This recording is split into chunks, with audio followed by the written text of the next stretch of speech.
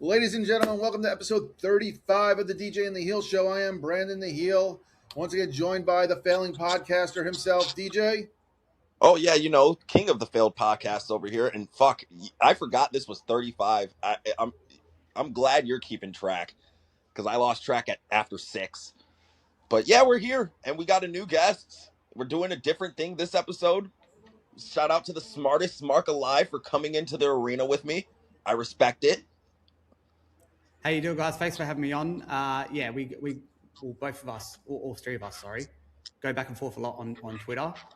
So yeah, it's good to hit it out together on your show. So looking forward to it. All the way from Australia, our guest who's been the furthest away. Yeah, down under. I'm down under. So yeah, it's not a lot. There's not a lot of I guess you can call it a podcast or YouTuber or whatever at this stage. Obviously, uh, very, very small in the space. But yeah, not many of us down here that do it. So a lot of the people I talk to are guys from the US and a lot in the UK as well. So yeah, always good to meet new people and obviously get different perspectives from people across the world. It's good. No, and this honestly, I'm glad we're doing this because this is an example of me and Brandon going to the other side of the fence, so to say, to try to, show that we're all wrestling fans. And, even though there are some people out here who takes this shit too seriously, that we can all actually sit down and have an actual conversation about this shit and, be human beings behind the accounts instead of just being a persona because everyone wants to be in the wrestling business without getting into the wrestling business. Yeah, and that's a whole point. That's why I started my channel it's been about a year now, and my Twitter as well. Just basically for that fact, because a lot of people just not only take it too seriously, but just take it too far as well, where it's just genuine. Like guys like me, us have gone back and forth where we just have different perspectives and stuff. But it's if you actually explain yourself or talk, say I agree or don't agree, and explain yourself properly without abusing people for no reason. That's the whole point and the community I'm trying to build anyway, where people can just voice their opinions. Don't worry about all the bullshit. If that's what you think, that's fine. But having said that, if someone, there's been heaps of posts, and I'm sure you guys get it all the time. And let's be honest, me and Brandon have gone back and forth a lot as well. But you can have your perspective and just say, all right, if that's your opinion, that's cool. A lot of people on your post, on my post, will you'll give your perspective and they'll just straight out abuse you. The comment will just be straight out abuse. And then if that's the case, then obviously you're going to fire back. But yeah, that's the whole point of what I do anyway. Just getting people's perspectives, understanding, and at the end of the day, it's a fake sport, so it's not that serious. So yeah. No, I agree. And give me 1 second, Brandon, and I'll throw it right to you.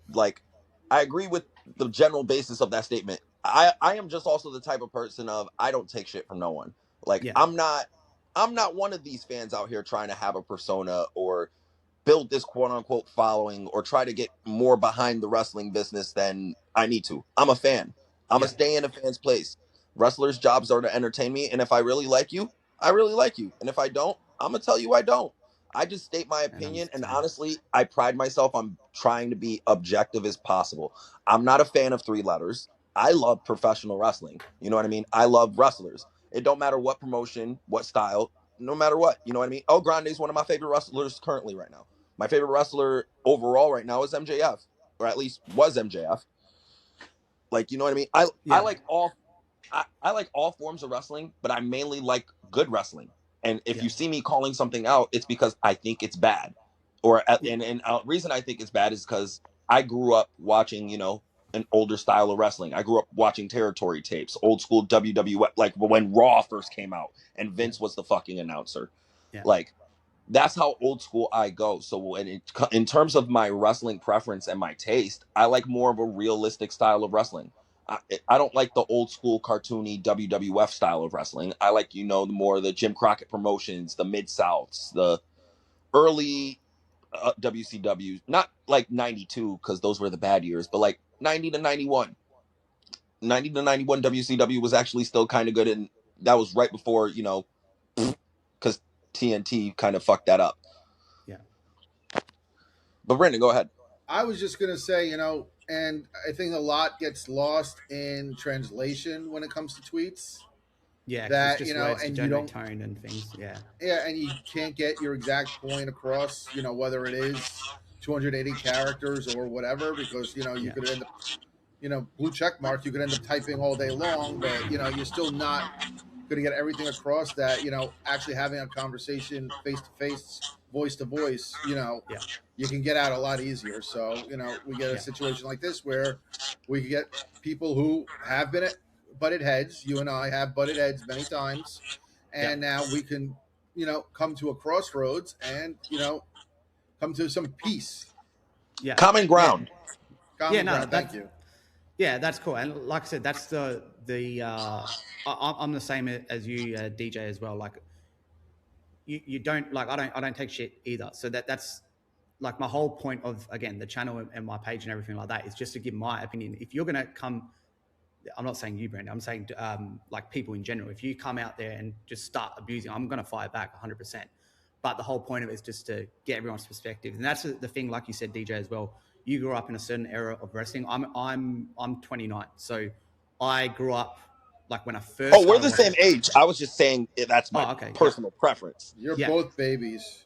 Yeah, so I grew Two up big. on the tail end of the Attitude Era, and obviously I've gone back and watched all that stuff as well. But yeah, everyone's journey with wrestling is different. Everyone's love for wrestling comes from different places, and it comes from different perspectives. So that's a great thing about wrestling. It's much like movies and stuff as well. Like a lot of people love horror movies and all that type of stuff, and superhero movies and sci-fi Avengers. I don't like any of that shit, right? But a lot of people love it and think, fuck, why don't you like Avengers or whatever? But it's just perspective. Like people like different things, and I think a lot of people just have to like understand that. And the main thing is people give their opinions on what they like, and if someone has a different opinion, it's automatically classed as you're wrong. You're wrong. It's not nothing is wrong.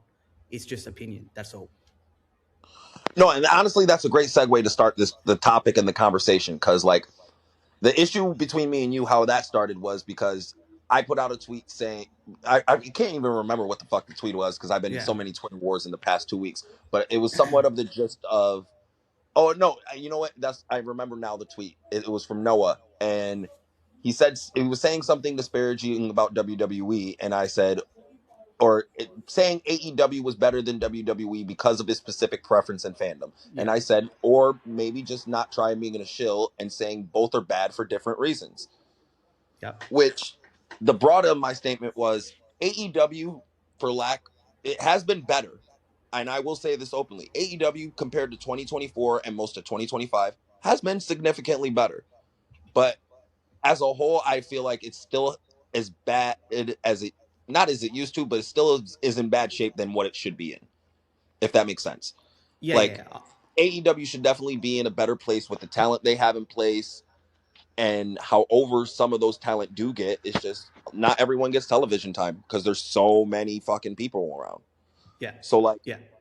when I'm making that just small statement, I'm just saying there's different reasons why WWE and AEW are bad.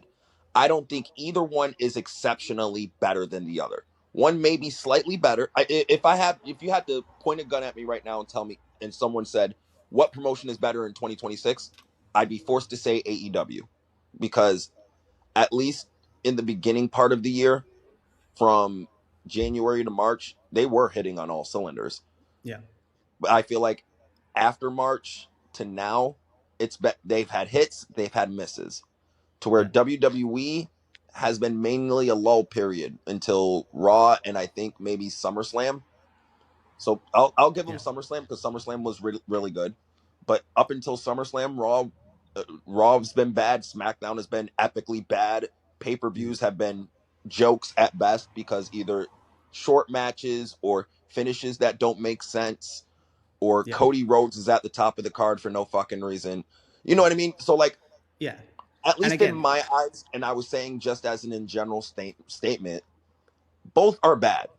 yeah. Neither is doing good for professional wrestling, at least in my eyes, to get more people to watch. You know what I mean? Wrestling Yeah. overall, mainstream, is in a lull period.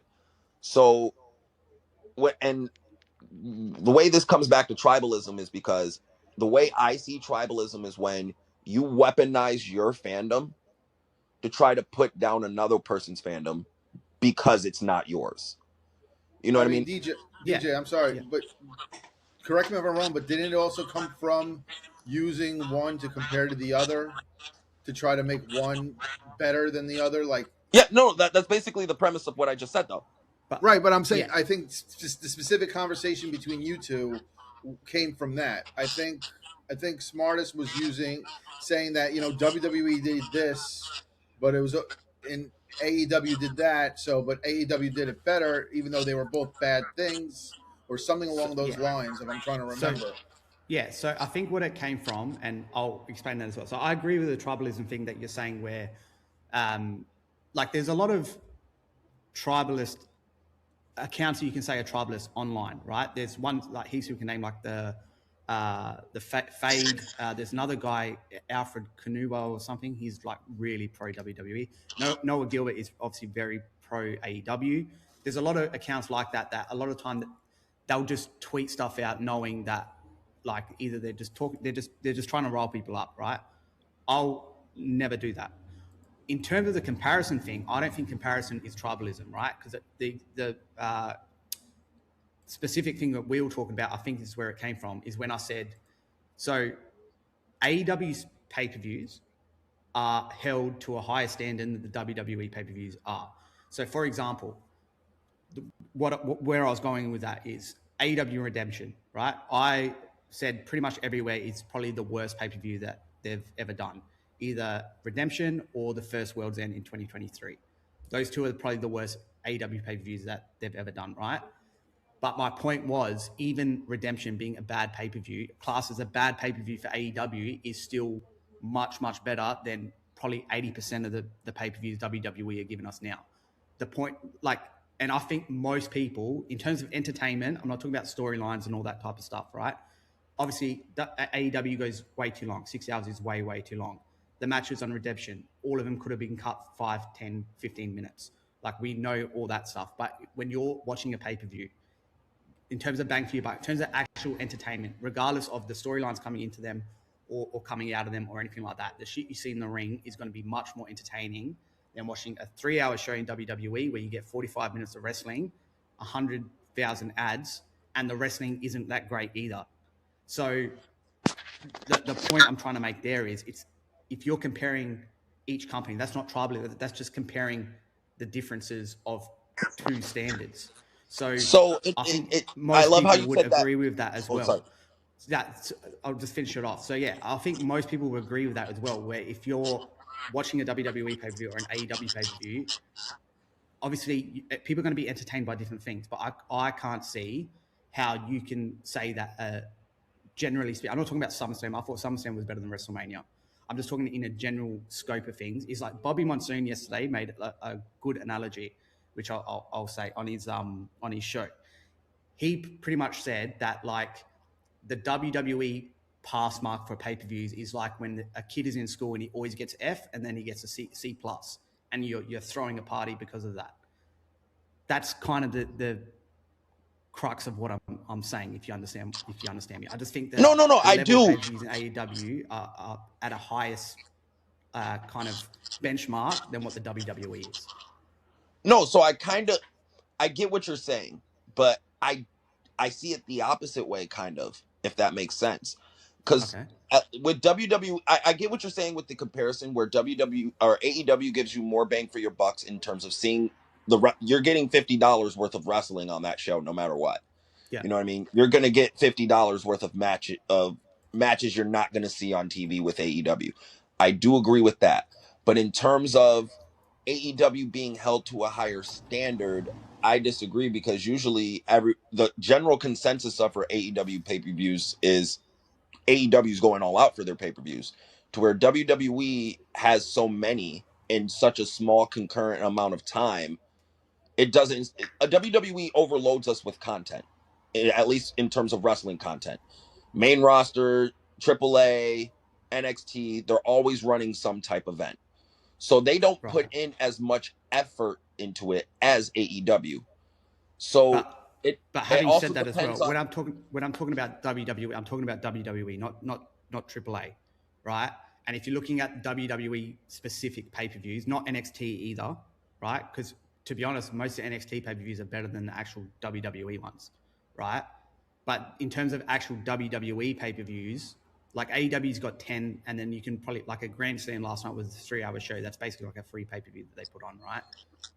No, They no, no, no, pretty no. much have the same I was amount of just stating events those if you're things to give the excluding NXT and explanation AAA. of someone who's watching WWE, why people don't go into it wanting to watch all that wrestling or wants to sit there and watch WWE style of wrestling all the time because they watch so much of that specific content. They're trained not to really care about the in-ring wrestling itself and is more trained to care more about the storylines and the character. To where in AEW, the fans are trained more to care more about the in-ring product and care about the moves that are going on and the spots and less honestly about who's doing them.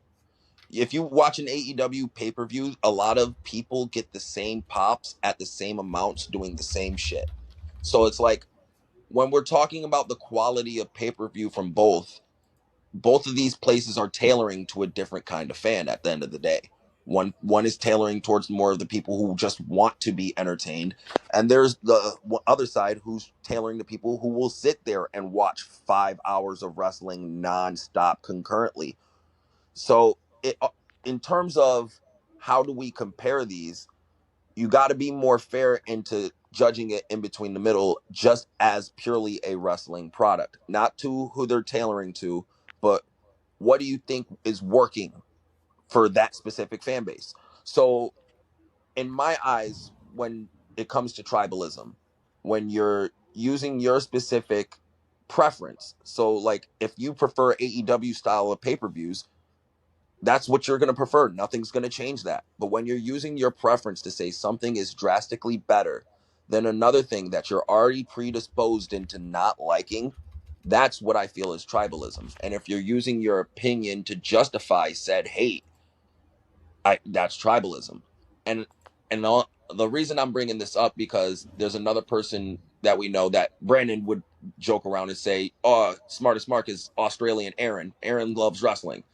He does it in a passive aggressive way to where he's trying to make it seem like he's objective, but he's really just trying to go where the wave is toning for it. So you know what I mean? Like if he sees people being more anti WWE, he's going to be anti WWE with everyone. If he sees people shitting on AEW and their product, he's going to do the said same. So I feel like you can be tribalistic sometimes, trying to toe that middle line because you're trying hard to get a specific fan base or community not to hate you. Does that make sense? I understand what you're saying, but that's definitely not what this is the other thing as well. No, I'm not saying, I'm not trying to insinuate that you do that. I'm sorry. No. So I was just making a in point. terms of like of that basically of what you just said, right? Just give me a sec. I don't know what's going on here. Yeah. So I don't. The thing with AEW sickos or people who prefer AEW, let's say, right?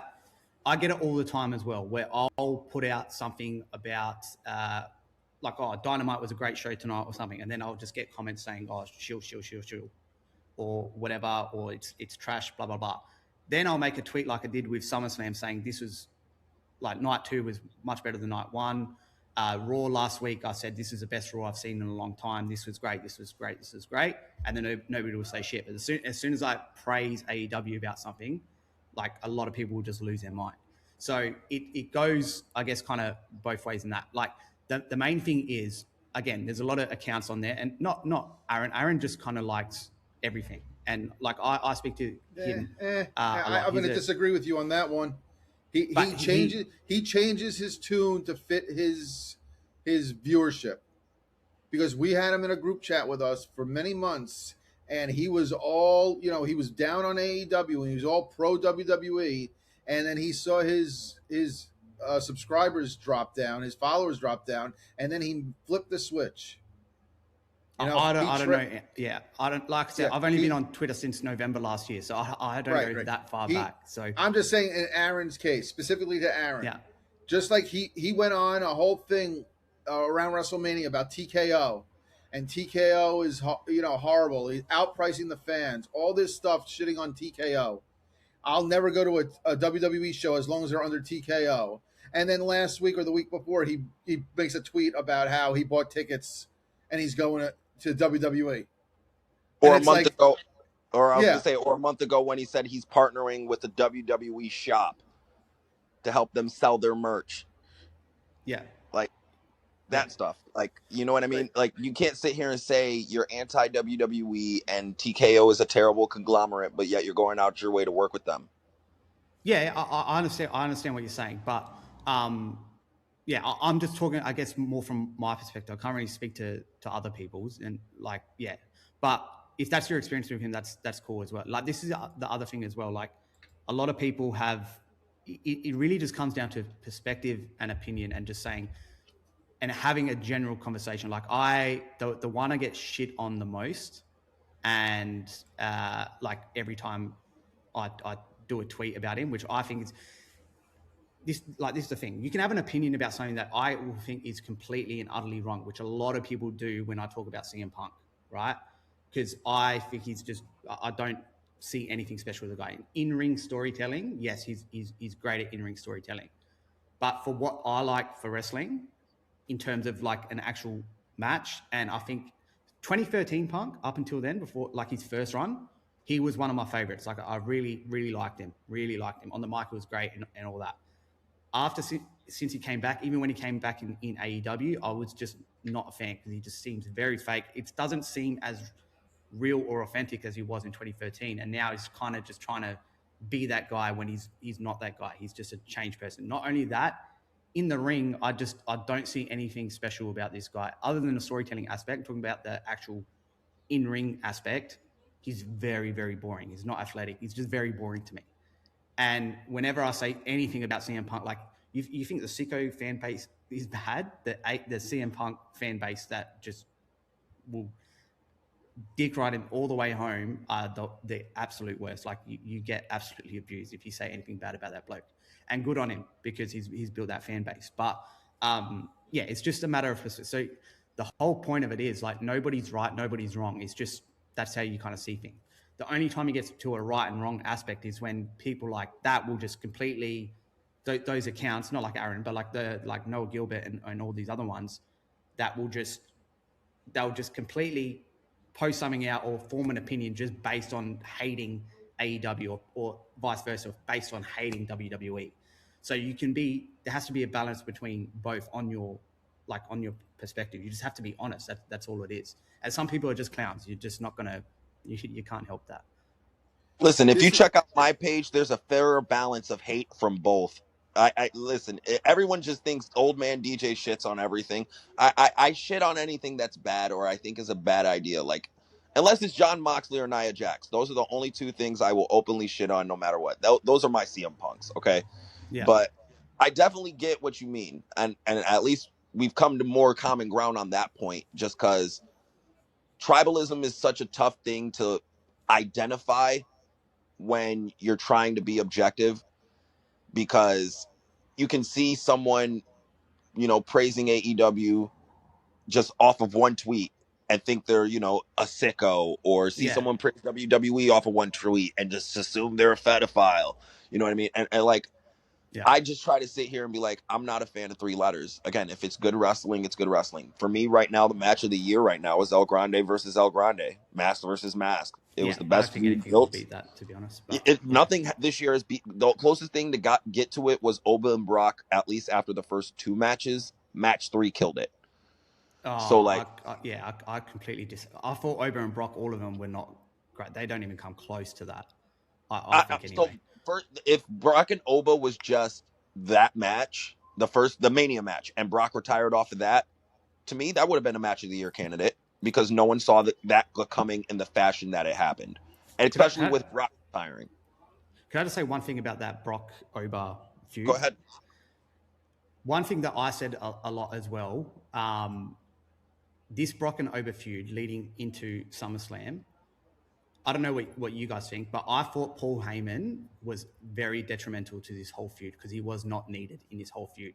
This whole feud was two big men going up against each other, Hell in a Cell, two big beasts, who's bigger and badder than the other, who's going to beat each other's ass.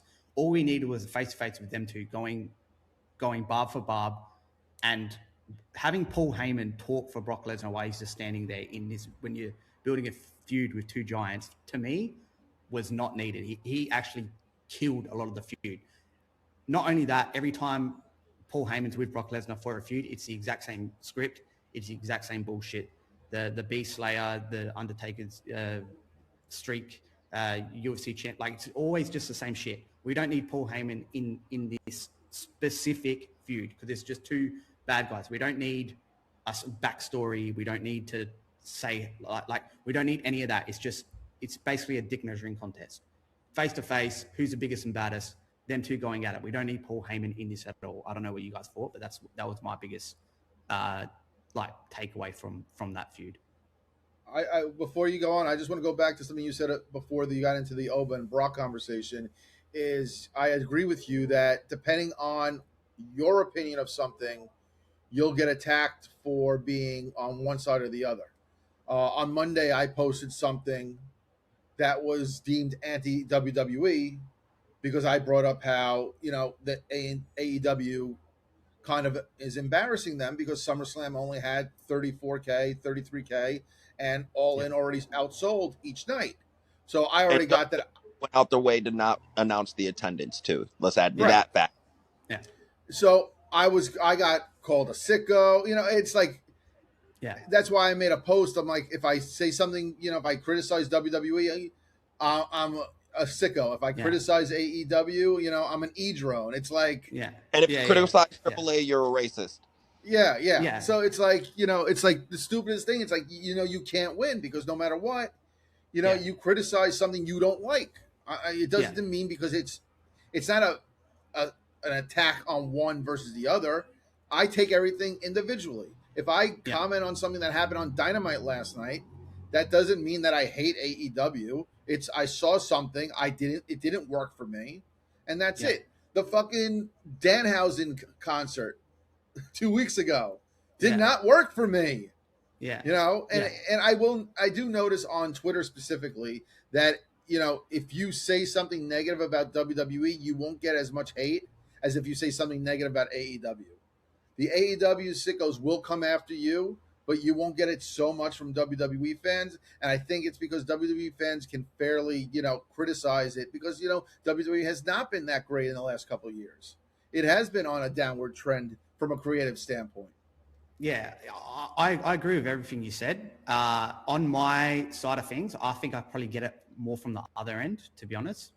I don't know if that's because I generally tweet a little bit more about AEW just because I like it a little bit more. But I do criticize it as much as or probably not as much as I do WWE because it's just not as much as I like on that side. But for example, like last night, I said like Grand Slam was really good. Then I put out a tweet saying as soon as the trios belts got switched over, I said, what the fuck are we doing here? Like they literally just got them a week ago. The demand is one of the only kind of trios that you've got, and then you've just buried them for no, like it's a made up trio. Like if you put them on the Dogs or you put them on the Bang Bang Gang or something like that, fair enough. But this is just like a made up trio. So I'm very critical about AEW as well because again, no product is perfect. AEW's got a lot of shit that they do wrong, and again with the match lengths, the pay-per-view lengths, and all that shit. But one of the other things I've said for the get-go, the biggest detriment that AEW has and has been from the get-go is their marketing department is just fucking terrible. Like it absolutely sucks. When they came here to Australia a couple of times, like literally, unless you watch AEW on Triller, which is the only way we could get it back then, there was no, like, you have no idea that they're coming. That the marketing team is just terrible. And we see it all the time, even when they do local shows and things for Dynamite, like there's no advertisers, no nothing. So there's a lot of things that each side does bad. But I agree with you that like if you tweet one thing and then like you can never win. Like everyone's just gonna abuse you no matter what you get. But that's also part of the game. You can't really like I don't really complain about that either because if especially me like my handle, for example, Smartest Michael Alive, like I'm just asking for shit with that name a lot of the time, right? which is fine, but it's part of the game and it's part of like YouTubing or on X or whatever.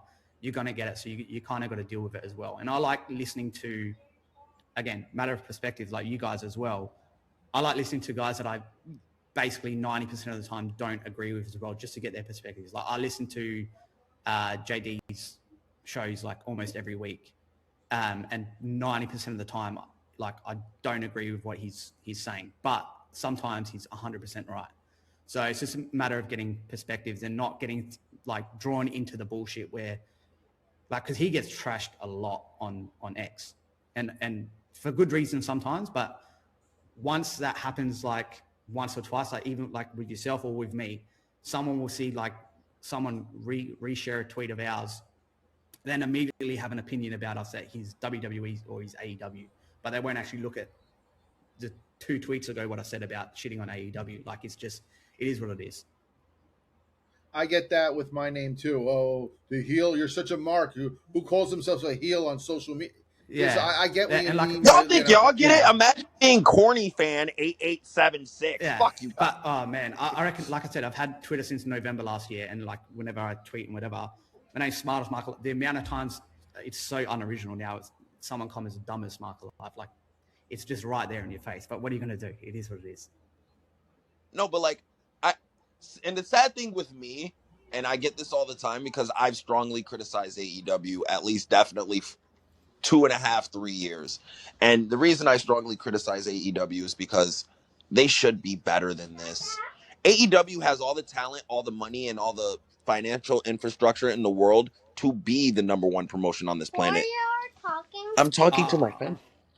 So like, I kind of disagree in with terms that. of AEW and their potential, I just feel like when it comes to AEW, I feel like a parent who's disappointed in their child who knows that their child can do better.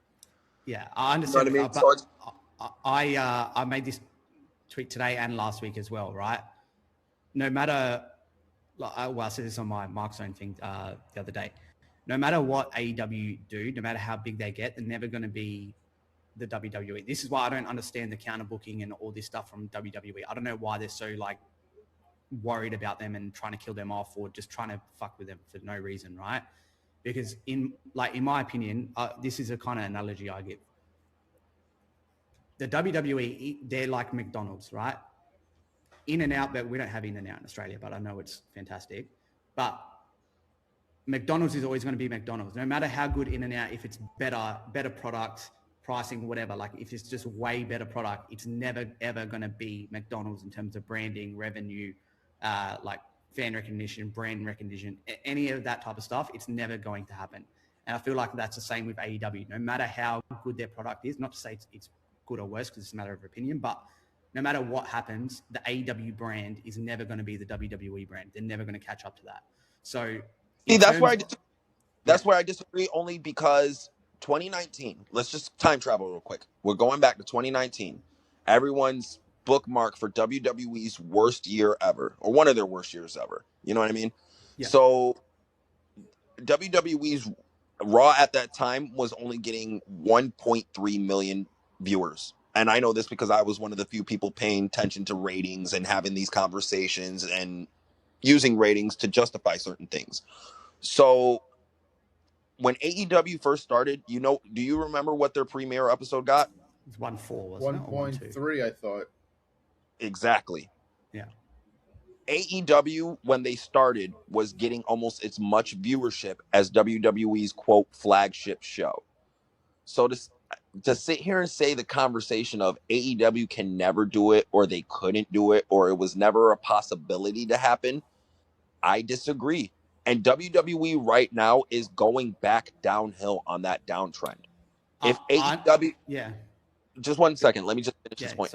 I believe, and especially at the beginning of this year when AEW was white hot, with MJF having the belt, everybody returning, AEW had all the baby faces in the world to chase after the big bad heel to hold them all off until All In. AEW was set in terms of good matches, good storylines, and potential. And I made the quote of, if AEW All In could outsell WrestleMania this year, AEW would be able to change the perception of them being the little brother in the wrestling business. They would be Any the WCW, and they would be an equal to WWE if their biggest show of the year, even though it was in an international market, outsold WWE's well-established Super Bowl. Now, that still remained to be seen. I don't think there's a way, unless All In gets 20,000 tickets out of nowhere. I don't see them outselling WrestleMania, but just that I will always believe that AEW, if they can get their head out their ass, because they have the talent, the financial infrastructure, and honestly, if their market, like as you said earlier, if their marketing team was just slightly better and more and less inept, AEW could be not the number one, but they can be challenging for number one. They can definitely push WWE to the side and say we're here too. Everyone said that about WCW, that they would never be able to catch up because they were down so far down behind, and they did it. They did it for only 83 weeks, but they did it. And I believe that AEW and Tony Khan and the talent at AEW, because I've always said this, AEW has a talent roster that is equal to and or better than WWE. Tony just needs to learn how to fucking use it. So I just disagree with that statement that AEW could never catch up or never was in a position to take over. They were in a position. They got close once. And if there was ever a time or opportunity for AEW to catch up again, now's that time, which is why WWE is doing everything in their power to tease Roman Reigns for Worlds Collide, but they didn't. But they teased him. They didn't announce their SummerSlam numbers because they did not want that embarrassment to be out there and have people be like, "Oh, you guys only sold 34K. Guess what? All In's at 41 or almost at 41." So like, it's just the there's certain perceptions that can change if AEW rights the ship, and at least in my eyes rights the ship. I know AEW, their fan base is happy, and whoever's already watching that shit is gonna watch it. But if they want to bring the lapsed fans that they used to have back to the product when fans were hopeful of this company to take over as the industry leader, they have to want to become the industry leader. And that's what I think the issue with AEW is. They're happy. AEW and their fan base is just happy with existing, and someone like me wants AEW to thrive, if that makes sense. perception is reality. You know, so if it's perceived that AEW is beating WWE, common fans are going to be have their heads turning like, what is this AEW? They just sold more than WWE, which led to to piggyback on the Roman Reigns stuff. You know, they're both having, you know, you want to use the comparison. One's in London, one was in the US, fine. But you have two shows in Chicago. Same exact time, same market. You know, they teased the Roman stuff because they wanted to hurt AEW's ticket sales. Granted, they were never going to, AEW was never going to beat WWE's ticket sales because the Now Arena is twice as small as the Allstate Arena. It was like 9K to 19K. So AAA was going to probably beat that no matter what. But like DJ said, you know, you didn't announce, when was the last time a major event in a stadium by WWE there was no attendance announced? It's At never least they're in the happened. TKO regime. It's I can't remember. No. exactly. They always they Triple H comes out to announce the thing. The next night Stephanie comes out. I mean, they do this all the time. Or So the fact Undertaker. that, yeah, so the fact that they didn't announce it is a big thing. And then you have the counter programming, especially the All Out versus the Worlds Collide show, in the same exact market, the same city. You're doing it to hurt AEW. That's the only reason Yeah, you're of doing course. it. It was okay. So for you to think, anyone, not you specifically, but for anyone to think that the whole Roman's Reigns stuff, even if he's not in Chicago, if you think they're not piggybacking off of Roman's notoriety and his name and his star power to get more eyes on the AEW product, you are fucking fooling yourself. They are using 100%. everything they have in their arsenal to try to build up Not even on that. Not their. even that. Because I just got into it this last episode with JJ. Because he's made the point of WWE doesn't care about AEW, and I said bullshit. Listen, the amount that WWE wants to fuck with AEW may vary. Sometimes they may not care. Sometimes they do care. Sometimes they may just have the, little brother in the minor promotions fuck with WWE, or sometimes they may have the main roster do it just because they want to swing their dick around. But WWE does give a fuck about those three letters, AEW, and the rich billionaire behind it, because Tony Khan and AEW ruins their bottom line at the end of the day. They want to be the only game in town. They want to be the biggest game in town. They want to be the only market for all wrestlers, and they want all wrestlers to have to go through them. They want to be able to set the market. They can't do that no more. You know what I mean? Yeah, 100%. I agree with both of you. Like, I understand what both of you are saying. To go back to what you said about them potentially being like a viable number one, I still disagree with that part, right? As a business, they won't be. They'll never catch up business wise. No, yeah, but that's my as point. As a product itself, it's very possible. WCW, back when the 83 weeks, I don't think. Well, okay, that might be a bad example because WWE was in a bad way financially at the time. But I still don't think they were making more money than WWE. They weren't. No, they weren't. Even then, during the 83 weeks, they weren't making more money financially. No, they were still going broke. So this is my point as well, right? I'm talking about business, like the business side of thing and the branding side of thing, and like the actual brand of the WWE. Like I said, the product wise, I think right now the product is way better in AEW, in my opinion, right? But regardless of that, no matter how shit WWE gets, like the TKO era, I don't think anyone can call this a good era in any aspect, right? The Bloodline was before that, and then it tailed off once they kind of took over, and then it's just. I would say the first 9 months of the TKO era was fine. It was, but after that, because the first 9 months was Punk and Drew. Yeah, so if you're looking as a totality of the era so far and where it's heading, it's just a complete shit show. Oh, right? Yes, that I can agree with. I'm talking about the business aspect of things in terms of AEW will never catch up to them. Product wise, they probably can. Like for me, I've said this a lot. 2006, 2009, I thought TNA's product was the best wrestling product that was out at the time. I fucking loved TNA in that era until Eric and Hogan came. Then they fucked everything up, right?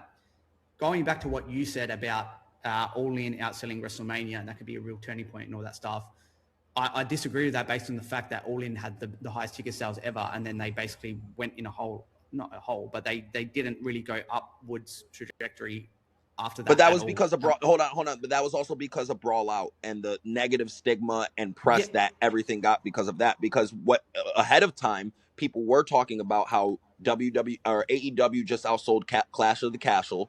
Nobody was talking about that, and that was the show where Drew lost to Roman, and they did the him and Tyson Fury sing along at the end, and everyone was burning WWE to the ground for 12 hours until Brawl Out happened. Yeah. So I understand that. I understand that as well. I understand that part, right? But even if you're looking back to the WCW days, right, the 83 weeks, they were killing WWE in the ratings. During that time, as they were killing them, like you said, they still weren't making as much money as WWE at that time, right? I'm talking about business, right? And it's not. Even though they were killing them for a year and a half or whatever that was, at the end of the day, a year and a half later, they went bust and they got bought by the WWE. My point is, no matter how good the product is in AEW, WWE is too far gone, especially now with TKO and where they're heading and all the deals that they got. The actual business branding perspective is never going to overtake the WWE. Again, product-wise, I think it's way better at the moment.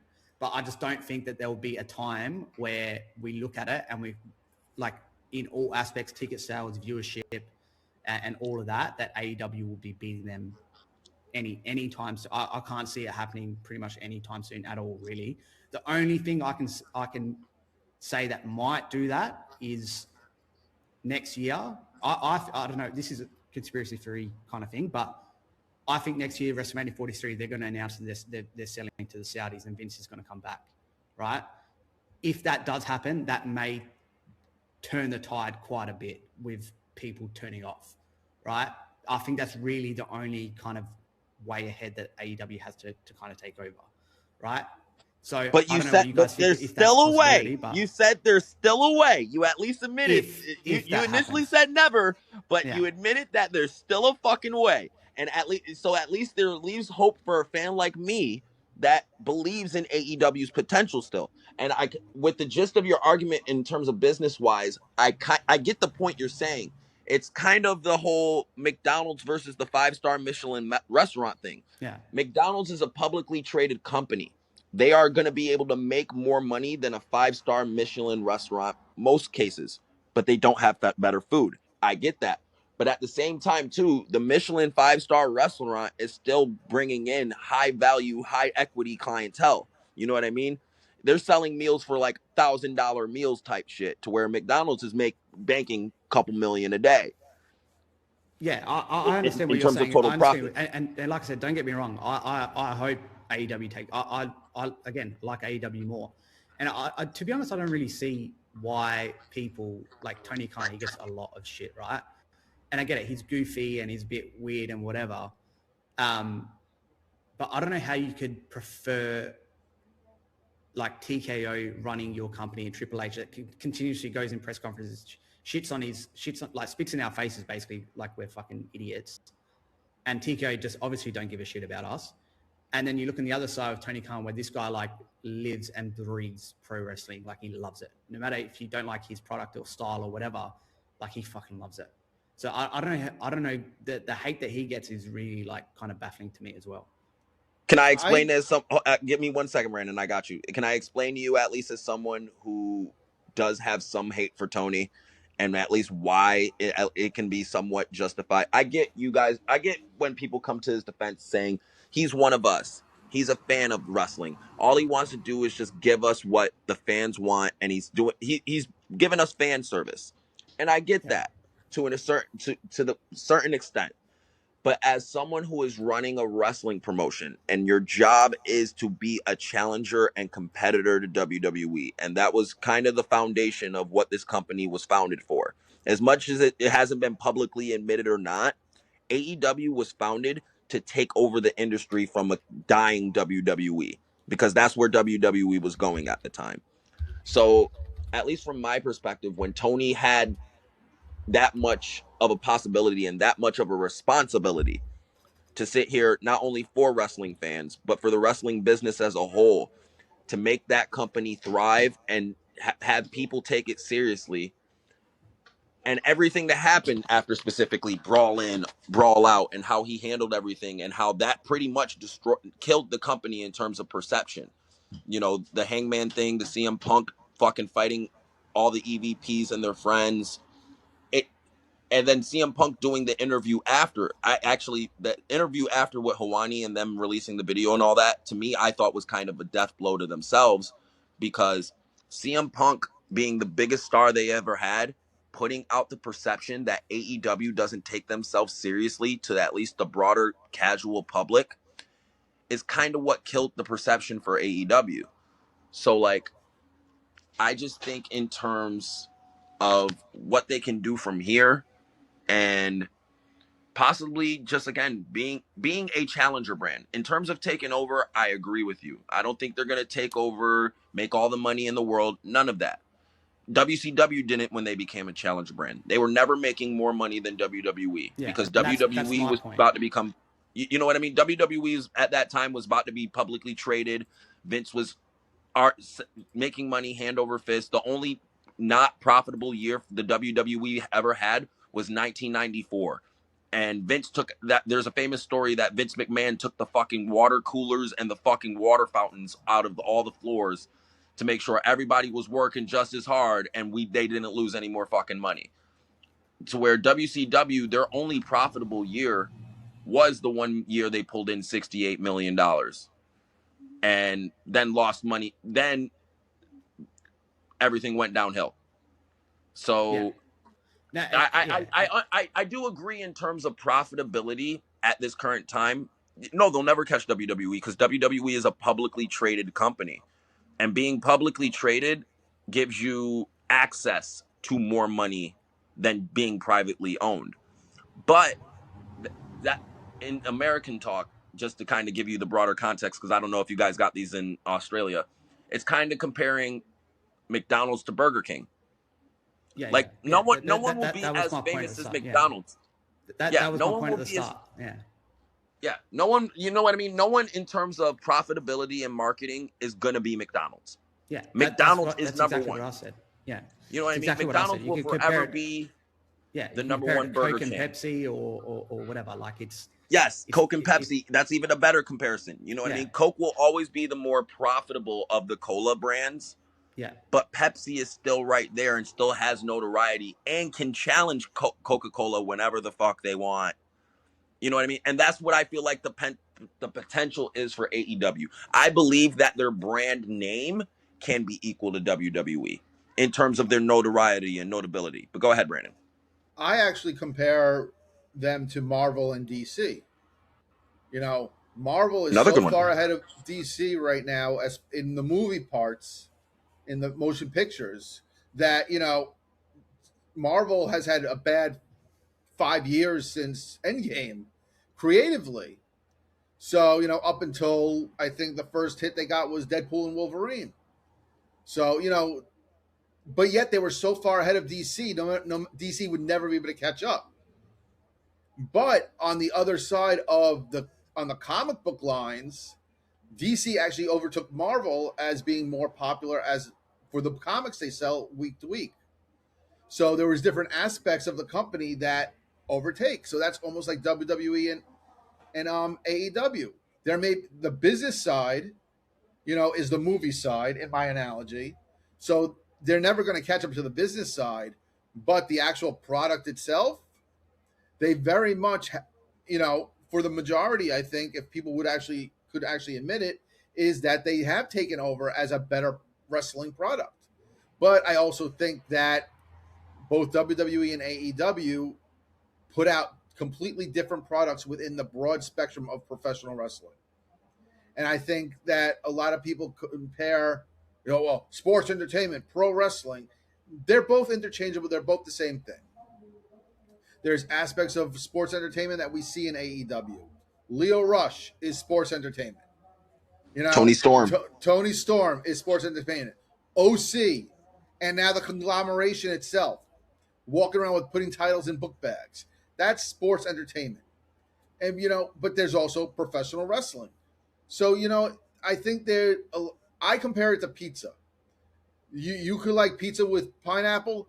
I could like pizza with pepperoni. At the end of the day, you're still eating a fucking pizza. So you know Fucking what? pineapple. Nah, fuck you. We discriminate I'm against motherfuckers who like I don't pineapple eat over it here. with pineapple. That's why I gave it to him. I'm just saying, at the end of the day, it is all pro wrestling. Just they serve a different audience. And I think that's a lot of things that people forget. And to swing it back to the tribalism conversation, as much shit as Tony gets, Triple H gets that shit too. And I'm not talking about with like the press conference stuff. I'm talking just from a booking perspective. And they both get like these slanderous names that for years Tony Coke and all that, and because the way the big hair and the freaking that one meme, that old one gif where that his eyes are bugging and all that. And I also think the way that Tony presented himself, early on in AEW is another reason that Tony gets a lot of crap, and he still does. And where he came up with the Tony Coke, because there's only one room for one con in professional wrestling, and his name is Tony, not Nick. And he had that whole meltdown because WWE was talking to New Japan. So or Harvey Weinstein of pro wrestling. Yeah, during an NFL draft, taking shots like that, which are unnecessary. But I think just Tony is a good guy, and I don't think anyone's disputing that. The guy has a good heart, but I think most of his stuff he gets is to do with his creative and the booking. And that's my issue with Tony. If I'm like criticizing him, and it's about the booking, it's not about him. I praise the fact that they're doing this Dynamite for Rebel. I think that's a fucking amazing thing. He cares about people. There's no doubt about that. Just because he cares about people doesn't mean that he's the superior booker and everything he does is golden. Yeah, absolutely. No, absolutely. I agree with pretty much everything you said there. So, See, another thing I accomplished, I got you and Brandon to agree on something.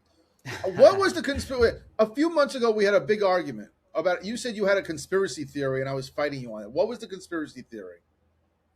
I honestly can't remember unless it's a Saudi taking over It thing. wasn't the Saudi. It wasn't Saudi. It was something else. It was something. I felt like it was something with Triple H. I I'm can't not. I don't. remember. I can't remember. I honestly can't remember. If you find it though, Yeah, it was a couple months ago. yeah. If you find it though, let me know. I can't remember because we've gone back and forth a fair bit on. No, but there was something on a lot of specific stuff. you had a whole conspiracy theory about, and I was adamantly against what it was. Let me see if I could find it. Sorry, Brandon's currently Yes. going through Alzheimer's, so his memory's not that great.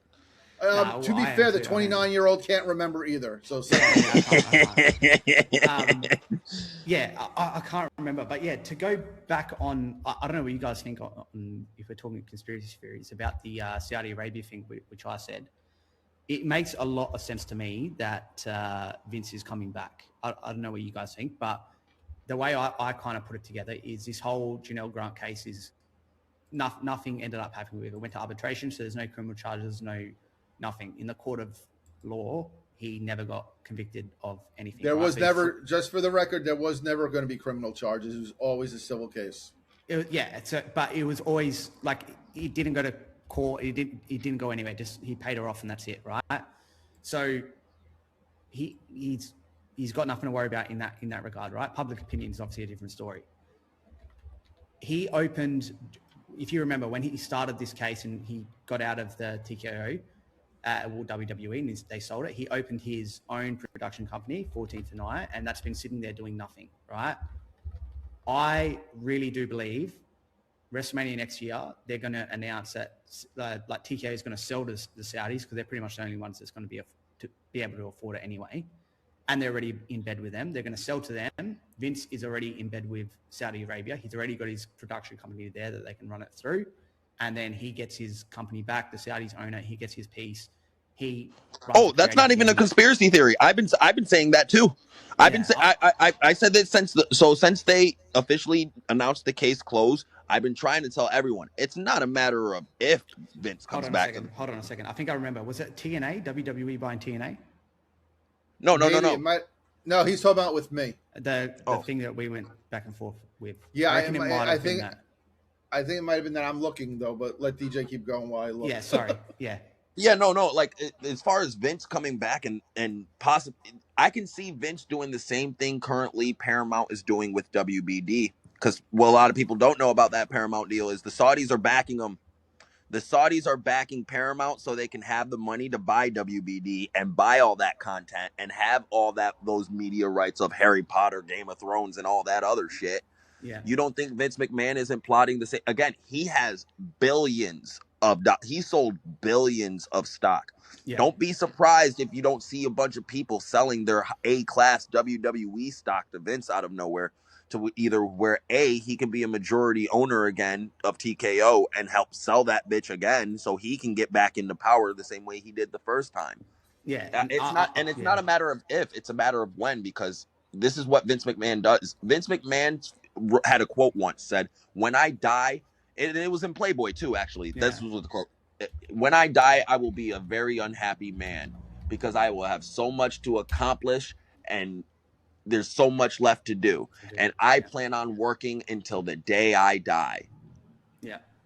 Yeah. This is Vince McMahon. Like, that's where I think it's heading. And like when I say, a lot of people call me crazy for it, or conspiracy theory, or it's not going to happen, Vince is never coming back. I think it's very naive. And I think now that, again, this case went nowhere, it's more evident than ever to me that it's within the next year. Like I said, by WrestleMania next year, I think it's all going to fall into place for him.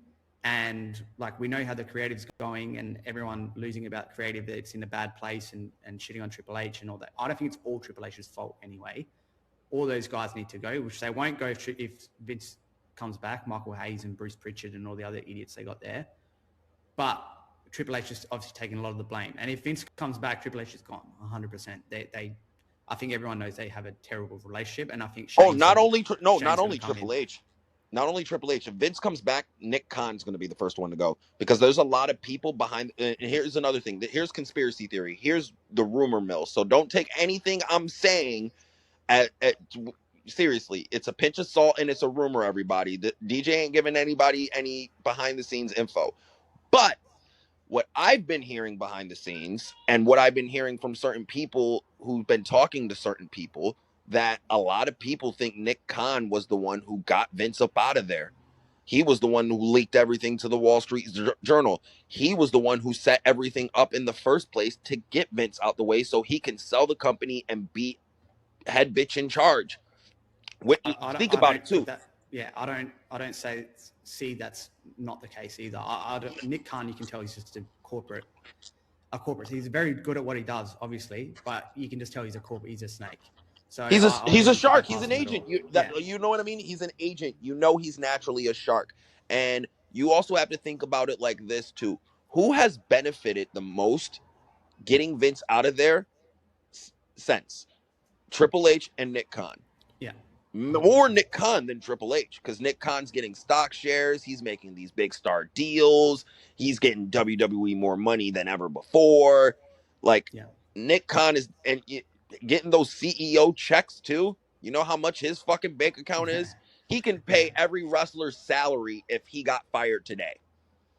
Yeah. That's how much money Nick Khan's making from TKO and WWE right now. So, like, he definitely was a huge reason, at least in my eyes now that we have all the information out there, that it was definitely either him, Stephanie, or Triple H who leaked that shit. Because all three of those people have benefited the most. And Stephanie's behavior around the time Vince got caught up in that shit definitely as suspect as shit as me. Oh, I retired. No, I'll come back. No, I quit again. Now I do a podcast. Now I am in the Hall of Fame. Now I'm doing every type of promotional for WWE now since Vince is gone. Same thing with Triple H. Triple H, I'm in Vince's spot now. Nick Khan, I'm in Vince's other spot now. So it's like between one of those three names, one of them got Vince up out of there. Yeah, for sure. And I think that's right, because I think it's been very well known for a long time. It's Stephanie and Triple H, and then Shane and Vince. And like they're just on two opposite teams. So yeah, I think that's where it's heading anyway. I think Vince and Shane are going to come back into the fold, and Triple H is gone. I don't think Shane. Don't forget, Vince sent Shane home. He basically Shane has been the him. only one this whole time that has stuck by him, though. Shane's he's seen with him a lot. He's been the only one that's actually stuck by him this whole time. So I don't know.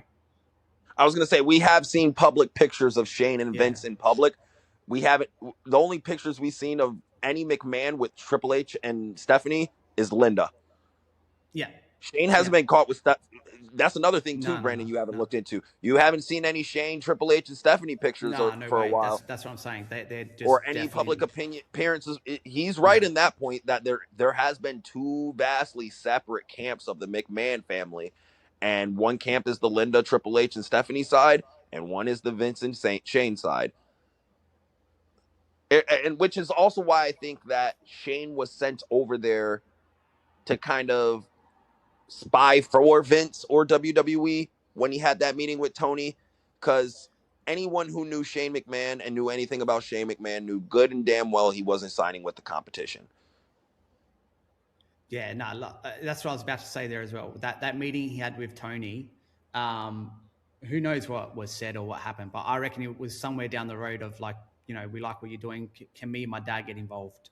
And Tony just said, fuck no. And then that was it. No, not even him and his dad.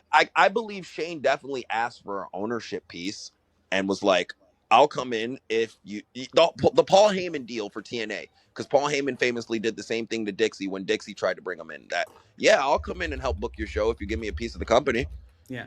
And, or, you know what I mean? So I can see Shane doing that, giving Tony an offer he knew Tony would turn down just to see what Tony would offer him, and kind of, I can see Shane going in to see how desperate AEW at the time of that, because we got to remember that time of that quote unquote meeting was, I think, end of 2024, early 2025. Yeah, I think it was 24. Yeah. Yeah. So it was like around the time where AEW's perception and kind of bad will was at its all-time low, and not even WWE, Shane and mainly the McMahons were trying to take advantage of that.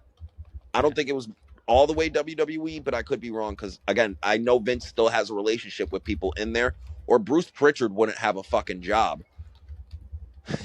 Yeah, and look, it's again, it's hard to say what went on or whatever, but yeah, I think ultimately somewhere down the line, very very soon, I think Vince is going to be back in the fold somewhere.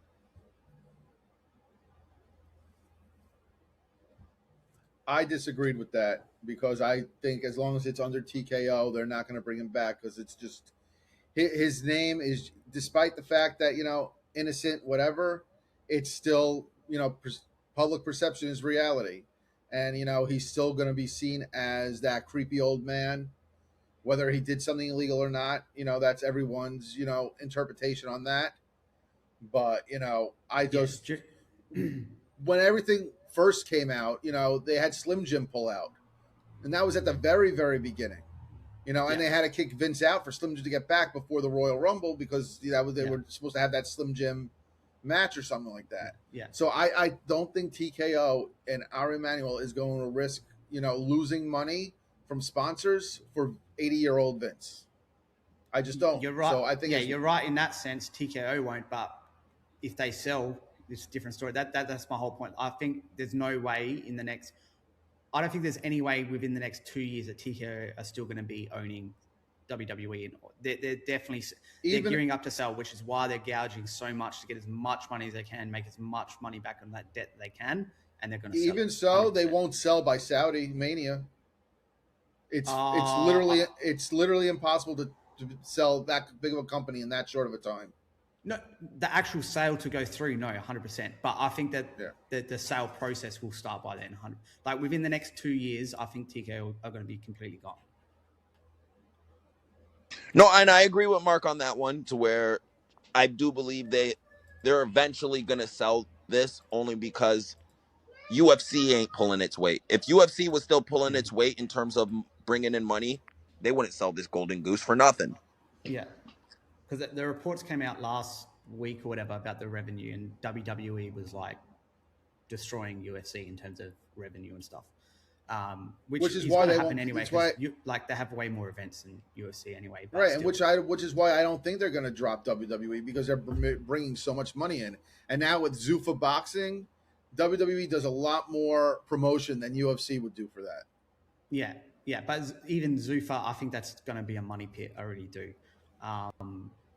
Yeah, I don't know too much about boxing and stuff, but just the money that they throw around and what they're going to be doing on pay-per-view and things, I can't see it happening. Yeah, I can't see it being very viable at all, but I could be wrong as well, obviously.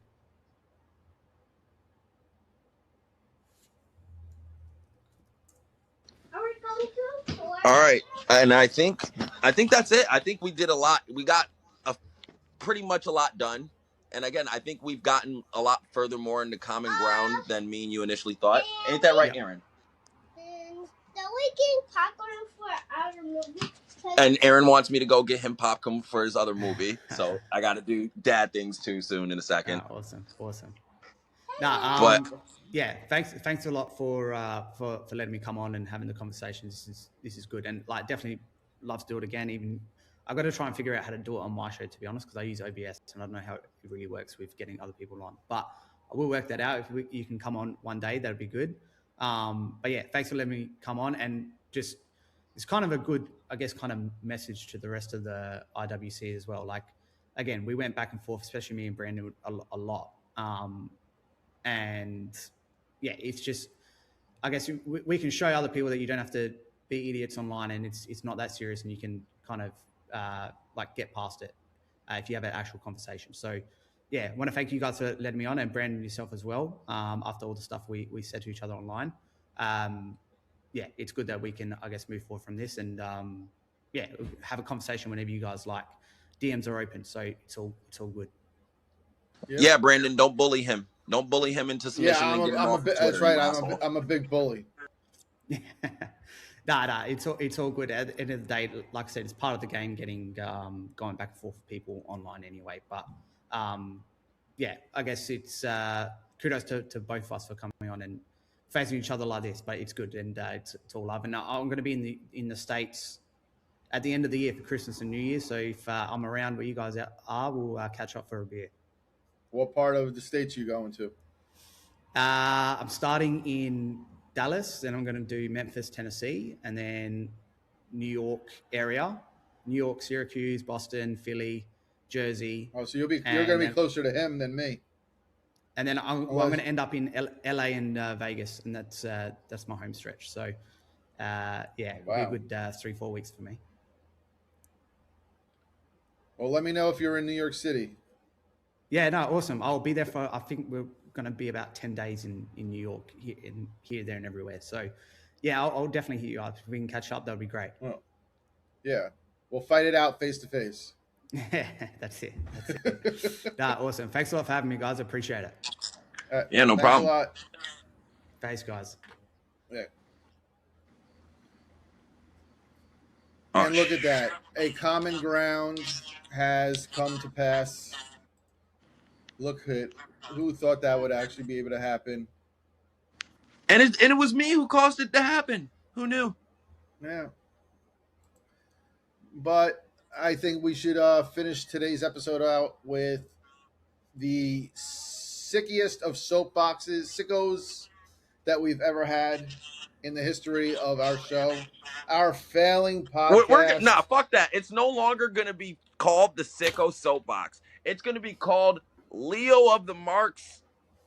And that's it. It's just going to be called Leo of the Marks now. It's dedicated to him. Yes. I want to say something first before we really get into it. Because he's not the first one to say it. You know, people disagree, and it's their comeback, you know, is, oh, well, you have a failing podcast. Let me explain something to people. We do this for fun. We do this because we want to, because we love wrestling. We talk wrestling. We love to talk about it. We don't ask for super chats. We're not trying to make any money. We're not grifting. And you can't fail at a hobby. As long as we keep producing shows every week, we're not a failure. And if you want to, you know, go by, you know, our sub count on YouTube, we've actually grown 7 subs in the last week. So for something that's failing yet getting more followers, I don't see how that's failing exactly. So if you actually think that doing something for fun is failing, then you know what? I would hate to see what you do with your lives. But let me tag it out to you. No, so like my whole thing is it's just like when people let their fandoms of wrestling tear apart friendships, tear apart people. Like, again, we were cool with this motherfucker. Like, I sat here again. I stuck up for him on plenty of occasions to you and said, you know, I'm sorry, you're right. I did say a bad word, Aaron. I should watch my mouth. But you know what? F Leo. Because again, how many times have I stood up for him to you? And then to the point where I had to say I can't do this no more because he's lost his mind. I got involved with so many beefs on fucking Twitter defending him. That's how I got introduced to Voice and his crew. And this motherfucker, even months before all this bullshit, would talk shit about me in our own group chat like I wouldn't fucking see it. And then I knew he was a fucking snake. But I kept the peace. But he's always been a fucking snake. He's a fucking hypocrite. He's a fucking liar. And he's a fucking fraud. He is so far gone from reality. And all he does is project his own insecurities on everyone else. Not even that. Again, the fact that he was so butthurt about you unfollowing him after, especially when I specifically told him that it was per my instruction because I was tired of seeing you two fucking argue about who's more biased. We get it. You go hard for WWE. He goes hard for AAA. He's Mexican. You're not. It don't fucking matter. I don't care. I'm tired of seeing the same fucking argument 3 times in the same week. If you don't see his shit, you won't have to fucking comment on it. Oh, he tries to flip it around. Oh, well, now he's a bitch. I would never do anything another man tells me to do. Blah, blah, blah. First of all right, you won't do another thing another man's tell you. I'll give you a fucking, here's something right here for you, dumbass. Next time you're in New York, right? Tell me and Brandon when you're here.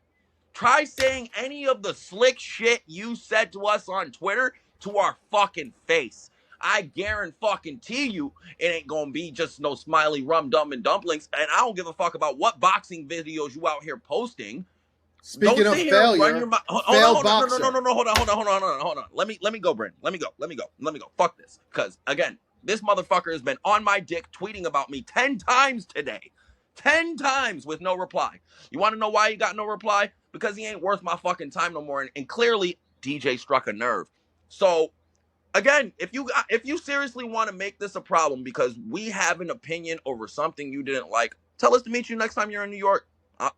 It don't matter. I'm willing to have this conversation face to face like men instead of hiding behind a fucking keyboard, pretending to be a tough guy and getting gratification off of fucking likes from losers that you've never met before. Only children and women obsessed with shit over that. Not men, not fathers, not people with responsibilities, not people with shit to do, not people who got fucking jobs. I was at work all goddamn day. I ain't got no fucking time to respond to yo bitch ass over here whining about my fucking opinion. Again, Leo, I said it on Twitter and I'm saying it now live. You are my bitch, my bitch, my female dog, my companion, the little bitch, the person I go to my side and I pat on the head and say, good boy. Okay, you are not a real one, my G. You are not some type of real guy. You're a fucking Clippers fan. That's how you know you're a fucking bitch. You don't even like the fucking real LA team. The LA team with fucking standards, with pride, with fucking championships. You're like the fucking team that's ran by a billionaire. It sounds kind of fucking familiar, but neither here or there. Again, deal with the fact that you're a Triple H sicko. Deal with the fact that you're Voice of the Marks Jr. Deal with the fact that everyone now makes fun of you because you're fucking borderline insane. You want to sit here and appease to the fucking 3 bottom dwellers that you fucking got? Go right ahead. I'll chill over here in my lane and you do whatever the fucking yours. But don't sit here and act like you don't watch the show. Don't sit here and act like you don't listen every week. Don't sit here and act like you don't sit here and watch every tweet that Brandon fucking tweets and wait for the one that pisses you off so you can have some justified reason to go off like a fucking ex-jilted lover. You are a fucking woman. You ain't no man. You ain't no real one. You ain't even a fucking top G. You are a female, female. You have bitch qualities. And don't sit here and be mad at me because I'm fucking exposing you for what you are. I'm being real, my G. And if you got any problems with what I said, you can DM me. We can you feel me? You can tell everything. Everything I'm saying right now on this show, I am more than willing to say to your fucking face. I do not care. Like again, you're willing to burn friendships. You're willing to just kill anything remotely to a friendship, all because you are obsessed with Mexican luchadors. That tells me a lot more about you than it does about me. It tells me that you're definitely mentally incompetent, and I'm trying over here being objective and just telling you, dog, chill out and stop being the obsessive hurt ex. Stop tweeting. If you don't care about Brandon unfollowing you, if you don't care about any of my opinions, you shouldn't be quote tweeting me fucking 10 times a day with no fucking reply and writing me novels, G. You literally wrote me a fucking short novel today with all the shit you've said about me that Brandon's had to send me, and I had to see after I get out of work and sit here and stew on this shit for about 20 minutes to an hour because reasons. So, yeah, at this point, fuck Leo. He's a bitch. I'm glad the old DJ came out to fucking tell you how the fuck it is. You, the tough guy persona, DM me, tough guy. It ain't no persona. Ask Hannibal. Ask Ryan. Ask Slick. Ask any motherfucker who's came my way thinking it's a fucking persona. Trust me, ain't no personas over here. The DJ you see online is the DJ you gonna get in the real life. And for my son, he gonna know his father ain't no bitch. I'll tell you that much. Go ahead, Brandon. Your biggest problem is that you have no self-awareness of your own bullshit. You talk so much about everyone else. You have been feuding with Luchador for 6 fucking months, obsessed with the motherfucker. Clam Digger Doug, or whatever the fuck his name was, obsessed over and over. You're doing the same thing for 3 days with me and with DJ. Over what? Because we said that Roman Reigns is getting used to get eyes on your fucking AAA product? And then you're like, we won't admit we're wrong. Wrong about what? We got the venue wrong, but the concept was the same. You have been tweeting nonstop ever since last month when I made a fucking joke tweet talking about a list of fucking people that are the most insufferable fan bases, and I put Triple Eight fans up there. You have lost your shit over it. I unfollowed you because you're a fucking fraud and a fake, and I see you for what you are. So why the fuck would I follow someone who has made it clear that he doesn't fucking have a friendship and we don't agree on anything? So why would I continue to follow someone? But you know what? You kept bringing it up and bringing it up. Even when I wasn't talking to you, you kept bringing it up because your fucking pussy got hurt because I unfollowed you because you think you're the end all be all. You talk so much shit about everyone else, but you do the exact same thing you accuse people of. You are a fucking fake fuck.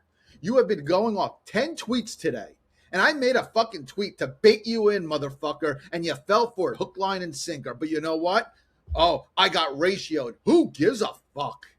It's Twitter. You think I give a shit if one of your little cohorts made a reply and got more likes out of it? Not even that. Real quick, Brandon, let me also state for the public record, how often do I call you out for your WWE bias? How often? Can we just say once a show? Every show. How often do we disagree? Do we even agree on shit often? 50-50, 60-40 maybe. A lot less than all the fucking time. So if there's anyone who sits here and calls Brandon out on his shit and tells him how it is, it's me. What the to sit here and claim that I'm your fucking lapdog and I can't stand up for myself, he lucky I ain't fly to fucking LA and punch him in the face. No man tells me what to do. Nobody got to tell me what to do. Again, Brandon did what he did for me because he's my friend and he respects me as a man. Unlike you, who ain't got no respect. So again, if you want to sit here and make this personal, if you want to sit here and be about it, set up a time and place next time you come to New York. I'm cool. Again, this ain't no tough guy persona. I'm about it. Ask about me. Ask about me. Please, ask about me. You have this thing where you think Twitter is real fucking life. I don't. I use it for fucking wrestling and the fuck around. So you know what? I had drama with people. I blocked them all. Because you know what? I didn't need to spend all day arguing with morons. So you know what? That's the people I blocked. You call me a bully for what? For Noah Gilbert, the AEW shill? You're the fucking biggest anti-AEW guy, and you're standing up for an AEW guy. Aaron loves wrestling. I got blocked because I exposed him for being a liar and a fraud. Just like you. You go on and you calling people bitches. You're talking about people being narcissists. You are a fucking subtweeting and quote tweeting people so you could get some sort of reaction from your fucking scumbags like fucking Mad Dabber and this other moron who's a pure racist, which I'm sure DJ didn't mention. But you support that, and that you're okay with.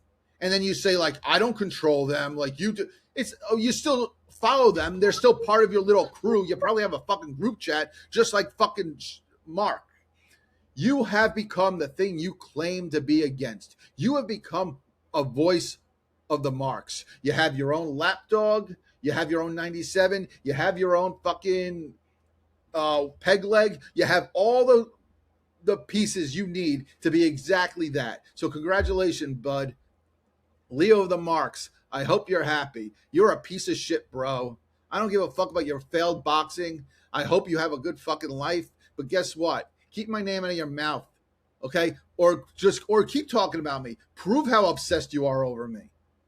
Because you haven't stopped talking about me since I unfollowed you. See, Brandon, he ain't going to hear another fucking word from me after today because he's on the mute button. So, trust me, he's getting he ain't got to worry about me replying. He ain't got to worry about being worth my attention. And I ain't going to unfollow him so he doesn't fucking go on a 17-tweet tirade about how I unfollowed him. Don't worry, I won't unfollow you. You can hit the unfollow button first, and then I'll do it. But until then, nah, I'm good. Fuck you.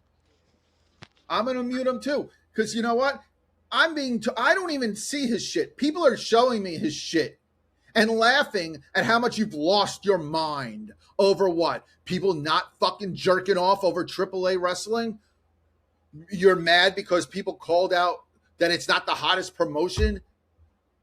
Sorry, that Hottest doesn't make you promotion on the racist. planet that's owned by another bigger promotion. Makes Yeah. sense. You got all in your fucking feelings because I said Roman was being brought in to help get eyes on AAA. You made a fucking tweet about me, calling me an IWC grifter before I even said that on Twitter. So my fucking dick has been in your mouth since I unfollowed you. Well, get it out of your mouth. Go suck off somebody else, bro. Because you can talk to the fucking wall from now on, motherfucker. And that was Leo of the Marks today. All right, I at least got If my you anger think and frustration blocking out. I'm not going someone to talk for about being this a in his 10 piece tweets. of shit, toxic, obsessed motherfucker is being a bitch, look in the motherfucking mirror. Because I'm sure you don't remember, but you sure as quickly blocked fucking our pal Main Event Hub within 5 minutes when he first came into the group chat because he disagreed with you. Your biggest issue is you don't like people disagreeing with you. You say it about everyone else. You say it about me. I'm a narcissist. I police people's opinions. Motherfucker, what do you think you've been doing? You're policing my opinion because it doesn't go with your narrative of AAA being the greatest thing of all time. You made an AI picture of him and I to what? To make yourself feel better? To chase the hug and catch a pop from your little fucking cronies? Bro, you're a fucking woman. You're dripping with estrogen. Fucking, I'm surprised. No, I'm not going to even go there. Again, that was Leo of the Marks, everybody. And I promise you, this will be the last time your name is mentioned on our failing podcast. At least give it a fucking follow. Listen, he's gonna watch every episode after this, despite that, just so he could tweet about how we quote unquote grift. Like, get the fuck out of here. Again, and everyone, just so y'all know too, after this Sicko Soapbox, DJ's thinking about starting a GoFundMe for Leo, so we can make sure we can fulfill his lifelong dream of going to Triple Mania, so he can get down on his knees and suck the cock of El Grande Americano and get that El Grande load down his throat. So there will be a GoFundMe, most likely after this. Stay tuned. When you associate with people like Dr. C and people who use racist and homophobic language over wrestling opinions, fuck you, Leo. You're a piece of shit. You are exactly the same type of people you associate yourself with. Motherfucker. Yeah. And my favorite part of the whole week was that motherfucker was willing to die on the Aaron Hill. Like, Aaron loves wrestling. That's the hill we're dying on. That's the person you're going to defend. Like, come on. Motherfucker, you went out of your way to make fun of him too? I don't know how many times. And you're literally in the group chat. Aaron.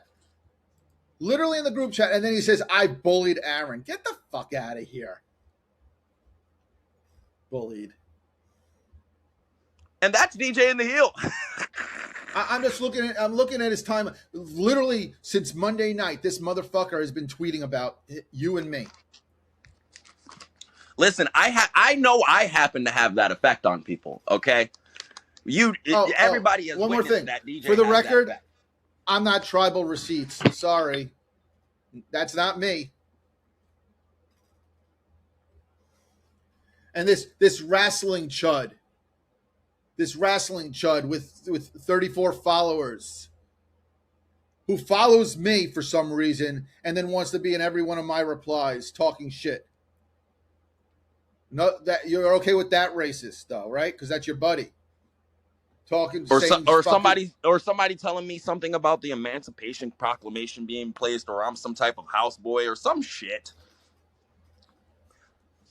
Like, again, that's the shit he condones. But if someone like you, Brandon, says something bad about AAA, Brandon, you're racist towards Mexican people. You don't like the Mexicans. Okay, so again, you can never win with this stupid motherfucker. Just again, we're gonna leave him dead after this show.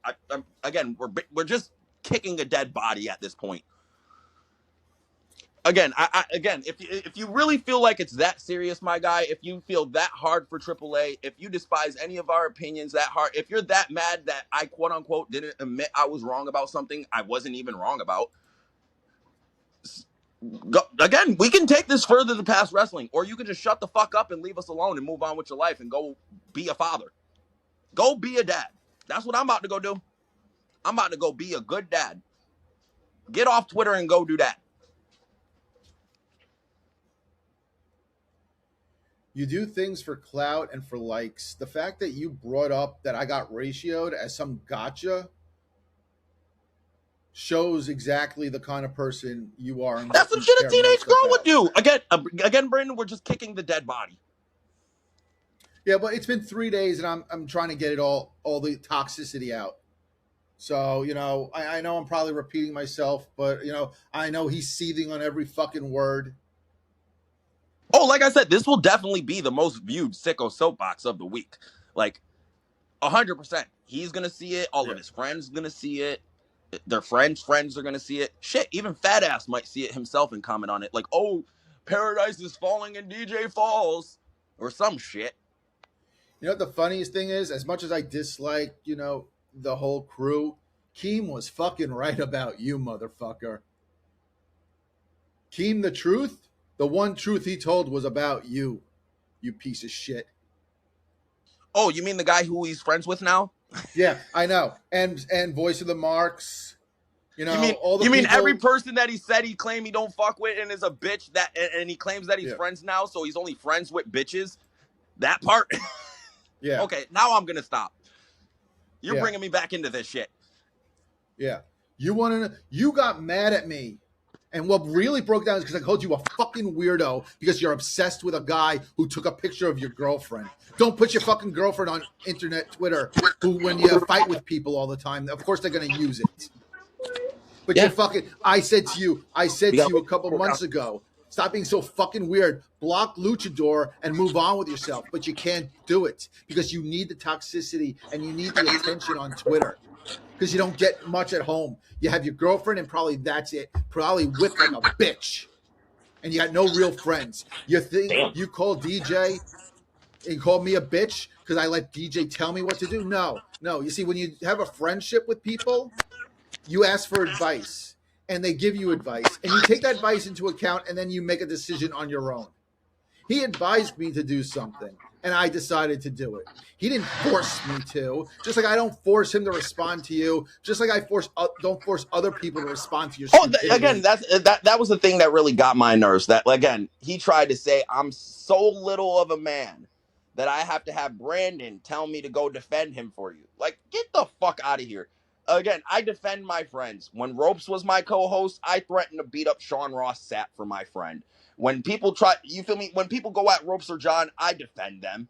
Even though we have a fucking tumultuous relationship right now, I still fucking defend them to this day. I've never said a bad thing about them because those are my bros at the end of the day. We may not get along right now. Everything may not be perfect, but those are still my bros. And it's the same. And then I do that with anybody who I feel as a friend. Hannibal, when I was his fucking friend, I literally banned Don Wayne from the show. Oh, and not even banned, but shadow banned Don Wayne from the show and didn't have him on for a while. Out of respect for Hannibal because he called Hannibal a faggot. Like that type of shit. You know what I mean? I stick up for my friends. I hold it down for my homies. I'm a real one. Okay? Unlike bitch boy Leo, real G's don't have to sit here and constantly say on their tweets, I'm a real G. Okay? Ergo why I don't take anything fucking Tristan or Andrew take seriously. Because if you're a real G, you don't talk about it. You just be about it. And everybody knows I just be about it. So to sit here and say out of everyone on Twitter, I'm putting on a tough guy persona, do you not know who the fuck you are talking to? I've doxed myself multitudes of times. I've told motherfuckers damn near to the area code where I fucking live. I don't hide it. I literally give the specific location in my fucking bio. I'm definitely not no bitch. definitely don't hide from no smoke. So to insinuate that I'm some type of tough guy, or again, am I a tough guy or am I a bitch? You got to pick one. Does Brandon control my every move and tell me what to do and when to attack people, or am I a tough guy? Pick one. But again, we're kicking a dead body. I understand you're trying to get this out at this point, but we already done. We said everything we needed to say. We've done everything we needed to do. We're gonna leave Leo of the marks in the past, and we're gonna let him die with his Triple H not Triple H, but Triple A fandom. If he wants to sit here and suck the dick god of luchadors until the day he dies, let him. If he wants to be a fan of a fucking failing basketball team, let him. If he wants to cry about you because you unfollowed him, fucking let him. At this point, I don't care. Unless he's trying to make moves to shut me the fuck up, which I know the motherfucker won't, I'm going to still say anything I got to say. I'm going to still have the opinion I'm going to have. I'm going to still keep the same smoke I'm going to keep. I'm just going to ignore the whiny little bitch from now. That's it. You ain't worth my time no more. Ergo why I stopped responding to your tweets. Ergo why I'm doing this shit right now, just to get it all out my chest and off my system. And then I'm chilling. I'm relaxing. I'm going back doing the same shit I've been doing for the past 2.5 weeks, which is busting my ass and hanging out with my kid. I'm going to say this one last thing, and then it's dead. I'm sorry, Leo. I don't make the rules. Fuck you. Fucking, I don't make the rules. This is how it is. Fuck out of here. Make the rules. And that was DJ in the Heel, everybody. That's simple for this episode. Small. That's it for that's gonna be it for this week. We'll be back next week in our our usual format, and we will be having a special episode in the next couple of weeks. A nice surprise for the DJ and Heel show. Going to keep it under wraps for right now. We're going to get it down pat, but once we confirm everything, we'll let you know. And we are going to, in the fairness, because we did have a conversation today about tribalism, we did do a live post show for SummerSlam, and we will be doing a live post show for All In at the end of the month.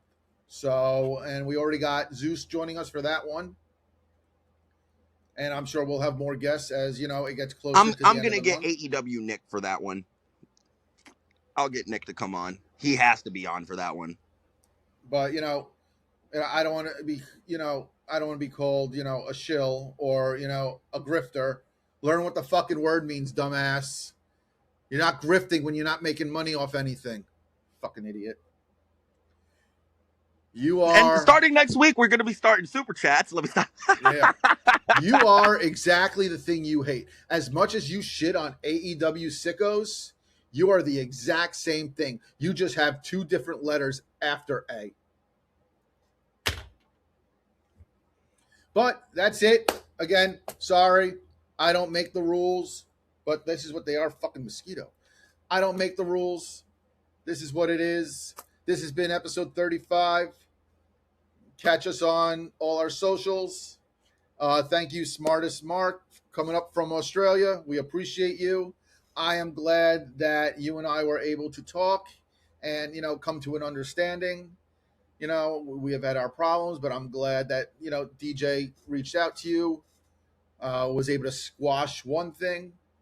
Now I remove something else, and we move on and forward. So I feel like that should be a new reoccurring theme on our show, where me and you just secretly bring each other's ops on the show. Next thing you know, next week, Hannibal's our next guest. Can you imagine? That would be like a double. Would actually break the internet. That would be a double, though, because we both would have to, it would be like a three-way. I'm telling you, this is something we might have to think about doing for future shows. Just start bringing on people who hate us just to get them to start loving us. But, I'm going to mute these motherfuckers now. I hope they continue to talk about me because, you know what? I enjoy being rent-free in your dumb fucking heads. But we will be back next week. Thank you very much. And one final time, fuck you, Leo. From everyone's favorite failed podcaster, especially you, Leo, a super fuck you. Yeah. Later.